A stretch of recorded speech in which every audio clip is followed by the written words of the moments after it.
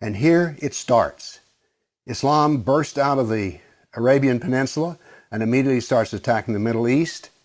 And notice that it doesn't take long until they're crossing the Mediterranean and attacking southern France and Spain. Notice something here. Most people think of Islam, they think of Arabs, they think of desert. And yet here we see that Islam is projecting power throughout the Mediterranean.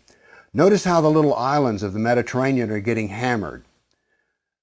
The navy of Islam would attack coastal towns, kill, rob, rape, and then take slaves. So this whole battle map as it unfolds, you're seeing slaves being taken. Over 1 million slaves were taken out of Europe into the Islamic world. That's something you don't think about much, but it's absolutely true. There were over 200 battles fought in Spain alone. And we also see, however, on the east coast in Turkey, that Islam is trying to break into Europe. Now, what's going to happen is, in Spain, this ongoing fight that lasted for 400 years, the Christians are going to push back the Muslims. But now then what has happened over in the east is that Constantinople has fallen, and now then Eastern Europe is getting hammered. The jihad now comes to Eastern Europe. It's pushed out now of Spain. Northern Africa is now completely Islamic. The Middle East is completely Islamic. This is all jihad, relentless jihad. And why is it so relentless? Well, Muhammad was relentless in his jihad.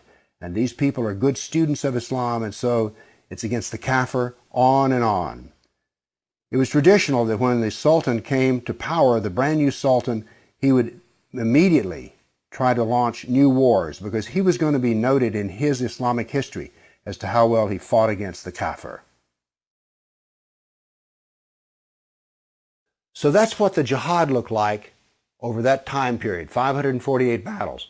But remember, when you bring up jihad, people want to bring up the Crusades. So I also prepared a dynamic battle map of all the offensive raids of the Crusaders. Let's watch it and make a comparison.